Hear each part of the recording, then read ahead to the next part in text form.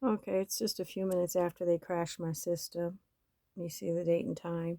Now you see where it says play files, movies, music, pictures, and downloads, because I had to reset the entire device because they crashed it again. And I showed you a video just yesterday where they had completely took all my files. You can't even delete these. They had to get into the system to delete all this stuff. These are system files. You can't delete these. And this isn't a Windows operating system, it's an Android. So you don't even have access to seeing the back files with the Android system. But you see this mess?